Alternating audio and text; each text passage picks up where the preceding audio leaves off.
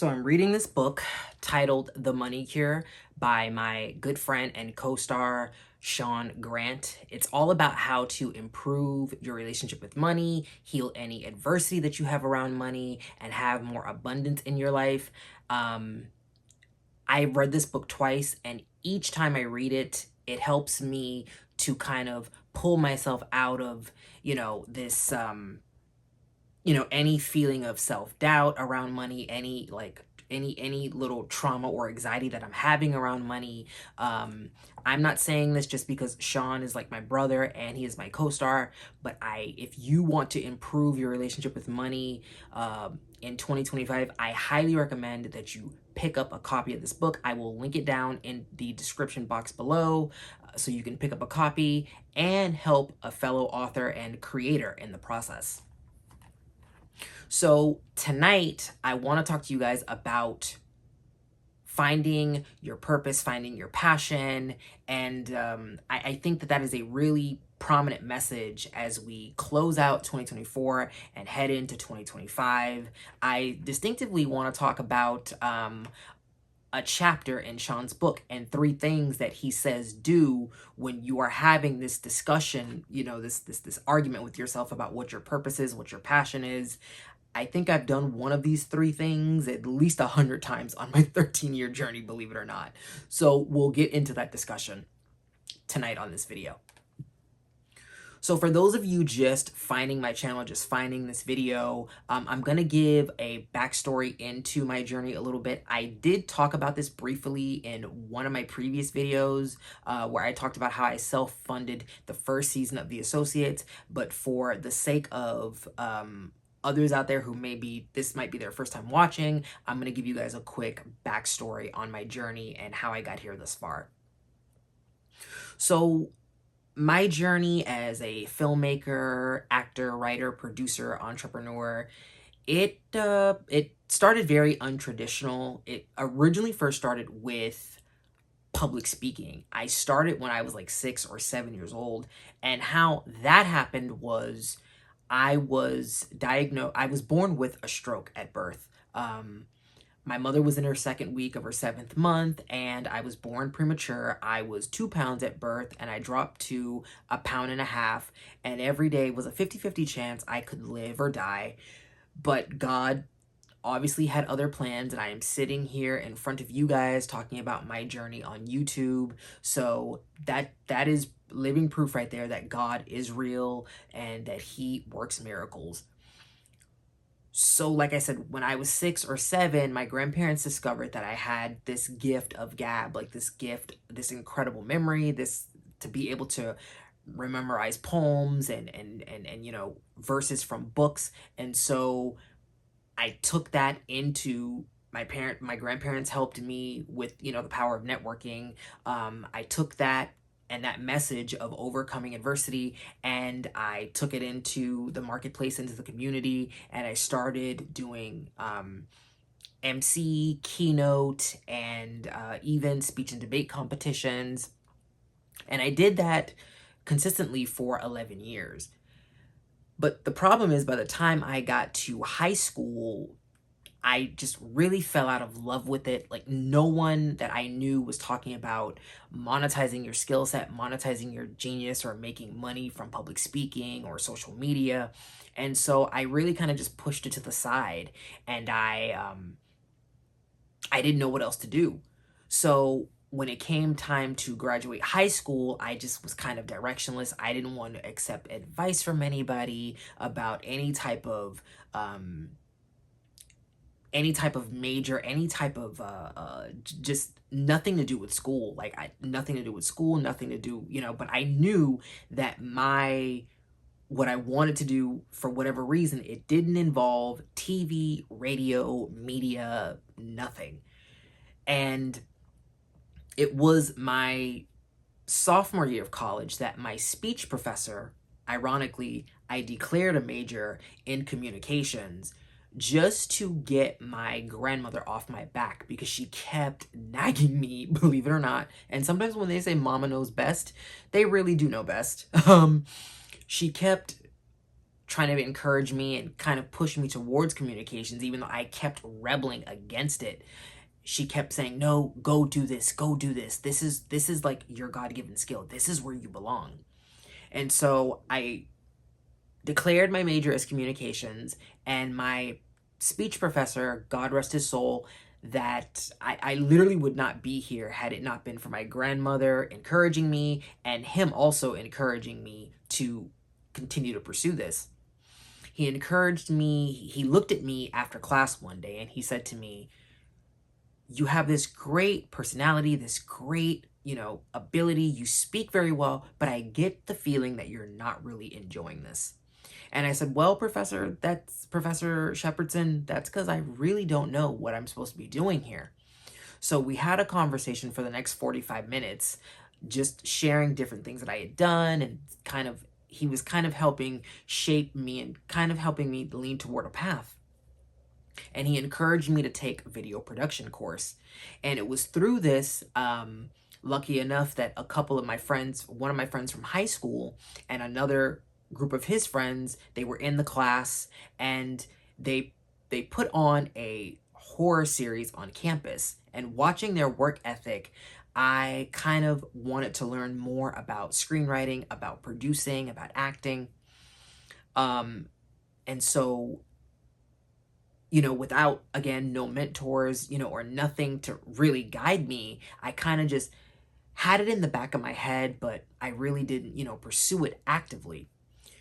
So graduated college with my bachelor's in 2013, and just started writing. I started watching shows, Revenge, Scandal, How to Get Away with Murder, and really Revenge was the show that really kind of got me enticed into writing and wanting to like create worlds and characters and scenarios in my head. And so that was my reality for the next, few years. And then went through my master, went back, got my master's, graduated with that in 2017, continued writing, and then entrepreneurship kind of revealed itself to me through notary work and permitting. And finally 2020 rolled around, of all the years, and I decided to launch my production company and start writing and producing my show, The Associates.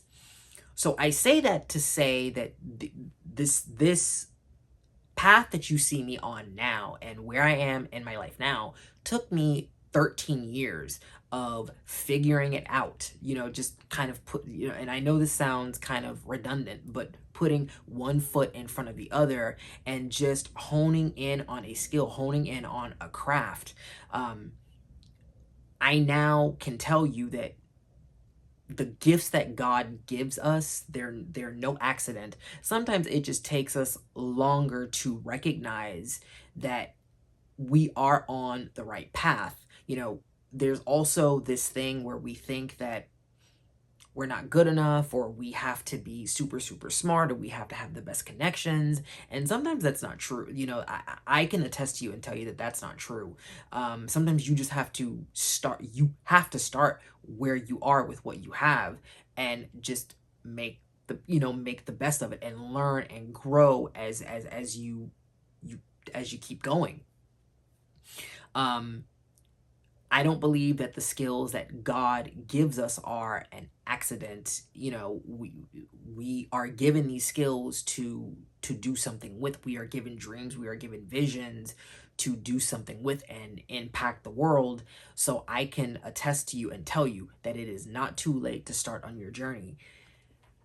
Everything that I've gone through inspired me to write my first book, Young, Gifted, and Directionless, a story of overcoming adversity, reconnecting with my purpose to pursue my passion. I will link this down in the description box below if you want to check it out.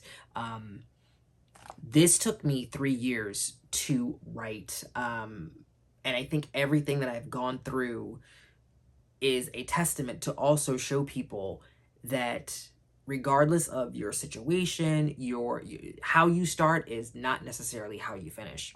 So how do you find that purpose? How do you find your passion? How do you reconnect with it?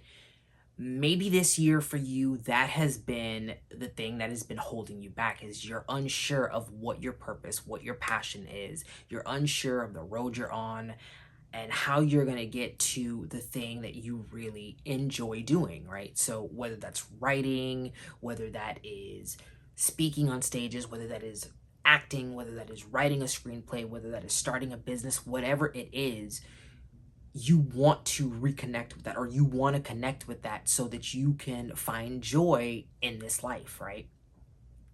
So, one of the things that I would recommend is that you try to connect with a point in your life where you had the most joy. Go back, like think of a time where you were the most happy. What were you doing? Who were you doing it with? Um, and start there. So for me, and I'll use myself as an example, getting back to speaking again and being a writer and actively producing a show, that now gives me the most fulfillment. It is where I am the most happy, right?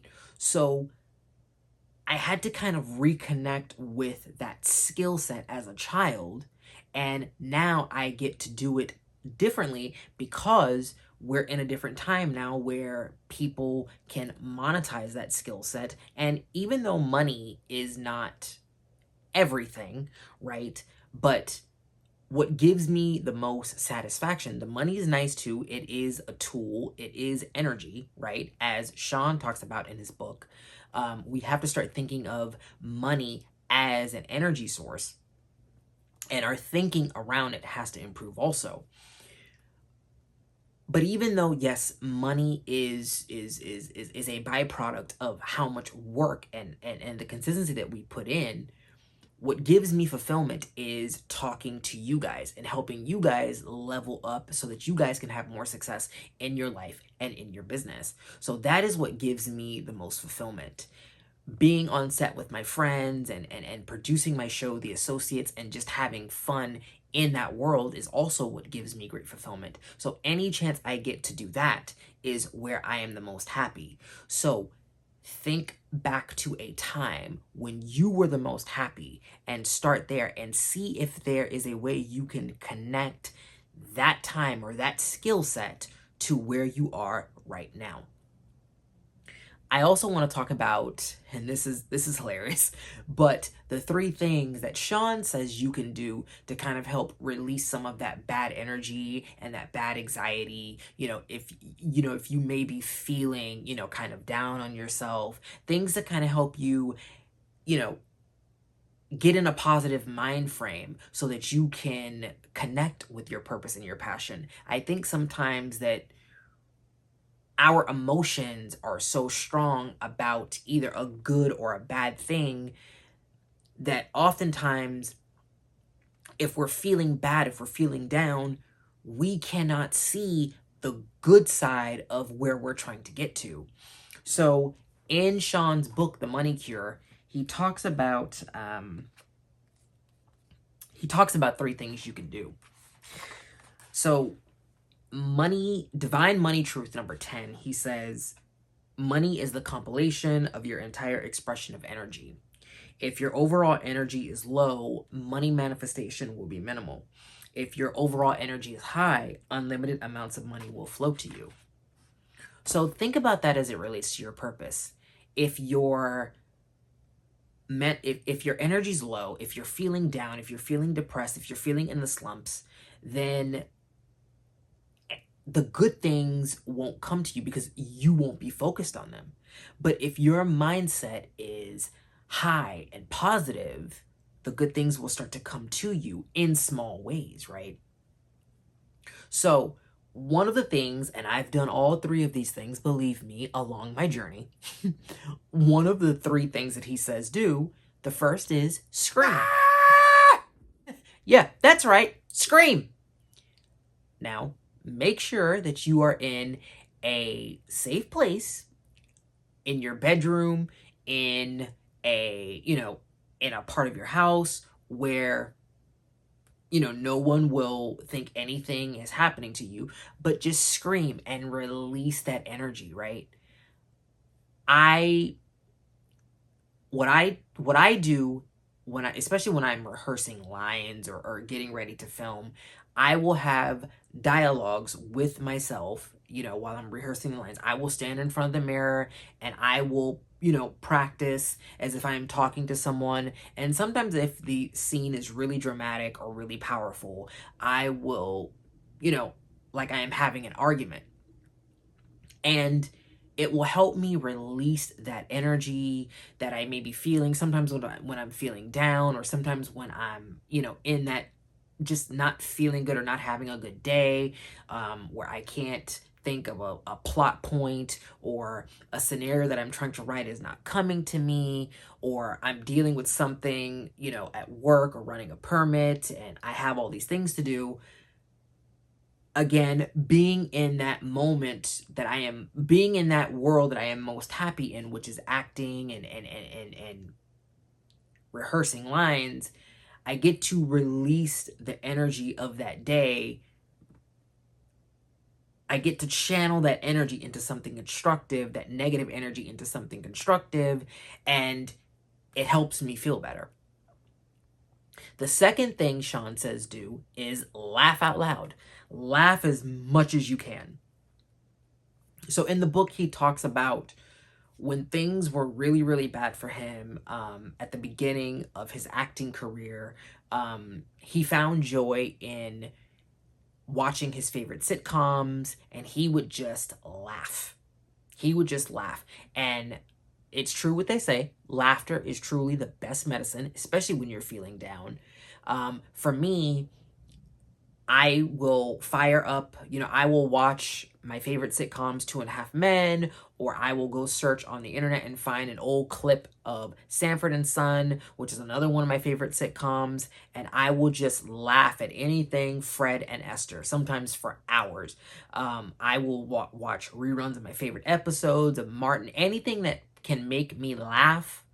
If I'm feeling down, I will do that. Because what laughter does, and there are studies on this, laughter helps to reboot your brain and release dopamine into your brain, that stimulates your pleasure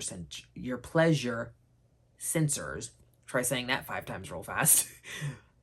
But laugh as much as you can. Find joy as much as you can. When you're struggling with your purpose, this is necessary.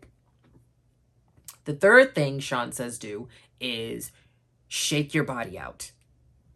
In layman's terms, move your body. When you're feeling down on yourself, when you're trying to find purpose, or things may not be going right in your life, it's easy to kind of just lay back and lay in bed all day and feel sorry for yourself. But when you're moving your body, whether that is going outside for, a quick run or a walk, or that's firing up your favorite music and dancing to the beat a little bit, Sean will tell you firsthand, when we're on set, it's a very dramatic show, very serious, very intense. And sometimes at the end of a scene, he will bust out with dance moves and he will make the entire cast and crew laugh. So move your body. Again, when you're moving and you're not sitting in one place, and when you're moving, you don't have time to think about the bad things that are troubling you. You find yourself thinking about the good things and focusing on something different. So move your body as much as you can, laugh as much as you can, and I hope that these things help you to find your purpose, help you to reconnect with something that brings you joy in 2025. I just want to say that thank you guys so much for the support that you've shown me the last few months here on YouTube. I love the community that we're building. Thank you for the likes, the comments, the subscribers that have joined me on this journey, sharing any of my content that you guys get value from. I really appreciate it, and I look forward to growing with you guys more and chatting with you guys more in 2025. I love that you all are here, and I love empowering and inspiring you all. And And I thank you all for watching tonight, and I will see you guys on the next video. Take care and Happy New Year.